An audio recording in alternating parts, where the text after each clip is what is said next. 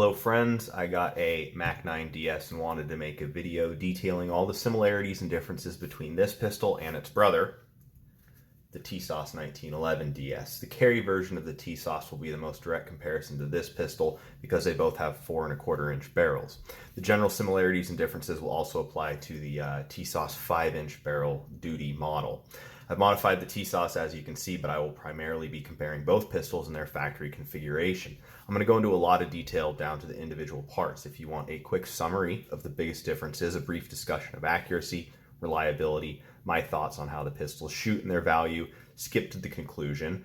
Timestamps are provided as always. I have a whole series of videos on this Tisas in a playlist I will link in the description. Videos are out or will be coming out on this Mac 9. Let's jump into it with the similarities. These pistols are both made by Tisas in Turkey. They're both double stack 1911s chambered in 9mm Luger. They both have 70 series 1911 internals and controls. They both weigh 30 ounces unloaded. They are both the STI staccato pattern of double stack 1911 with a separate frame and grip module. They both accept standard STI staccato pattern double stack magazines. Each gun comes with two 17-round flush fit magazines made for Tisas by the company Checkmate. Separately, these magazines cost $50 each. They both have 4140 forged alloy steel barrels, slides, and frames. They both have 4¼ inch barrels with a Clark Para style feed ramp. The frames have a Cerakote finish. They both use polymer grip modules of similar size and shape with the same checkering on the front and back strap areas. Both slides have a nitrocarburized QPQ finish. They both have an optic mounting system with a slide cover plate for when an optic is not mounted. They both retain their rear iron sights with an optic mounted, and they both have blacked out serrated rear sights. They both have heavy 5 to 6 pound trigger pulls. Both the pistols are rated for +P ammo.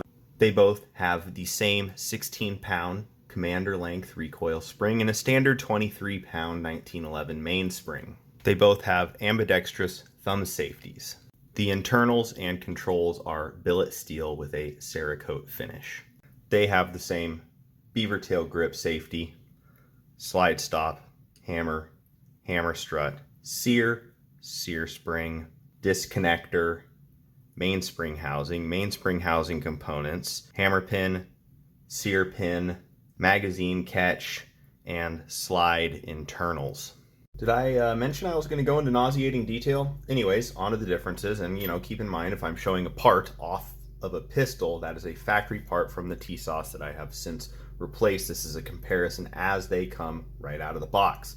As of mid to late 2024, the Tisas can be found for as low as $585 and as much as $750. The Mac 9 DS can be found for as low as $850 and as much as $1,000. The Tisas comes with a lockable hard case. The Mac 9 comes with a soft case. The Tisas has a bushing style chrome plated barrel. It uses a standard Commander 1911 barrel bushing, spring plug, and guide rod.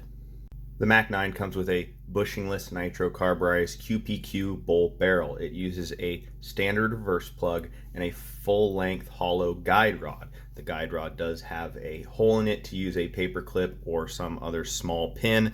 They include a tool with the pistol to field strip the slide.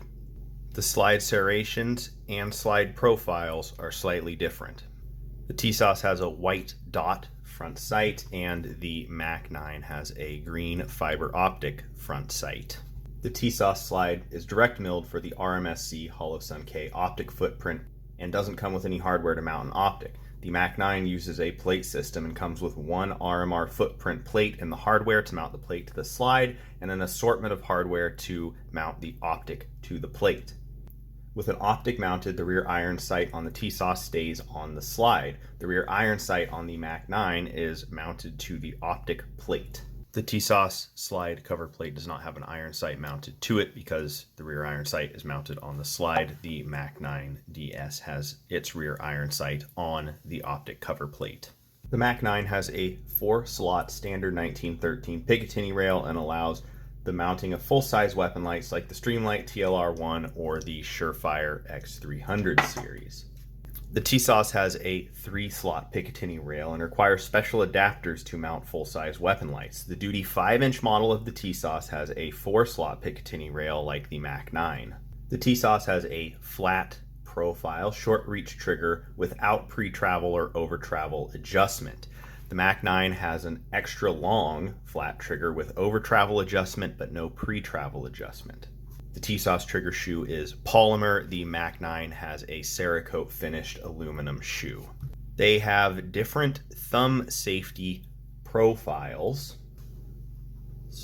The paddles on the Mac 9 are slightly wider than the paddles on the Tisas. The rear area right here of the Mac 9 thumb safety also has a little bit of a bevel to it, whereas the Tisas has just a sharp edge back there.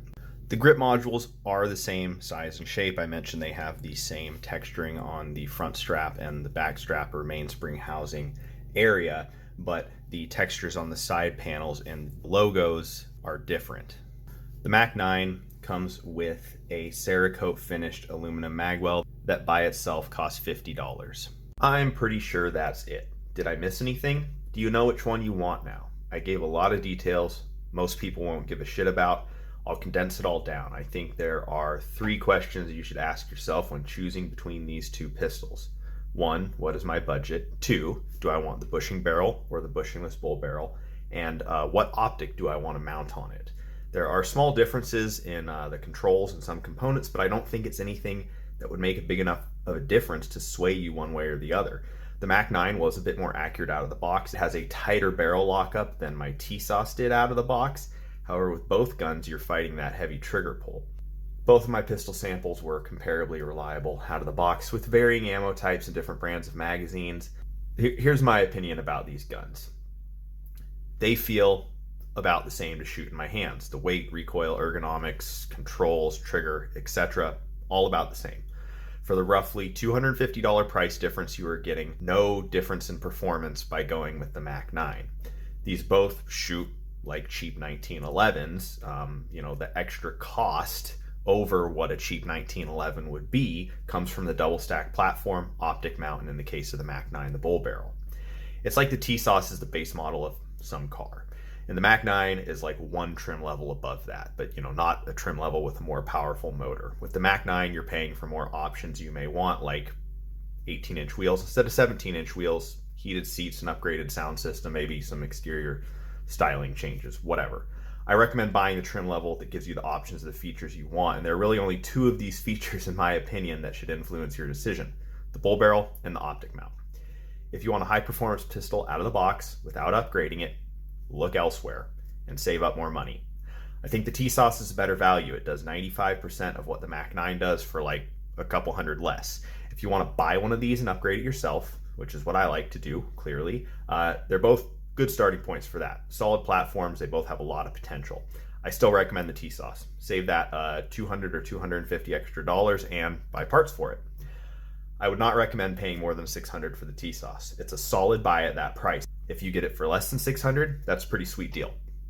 I would really like to see the price of the Mac 9 come down to $700 or $750. That's just what I think it's worth, and then that $100 to $150 more than the Tisas, I think, is a justifiable price for more flexibility with optic mounting and the bull barrel. Feel free to leave any outstanding questions you may have in the comments. I'll do my best to answer them. I hope this was helpful. Thanks so much for watching.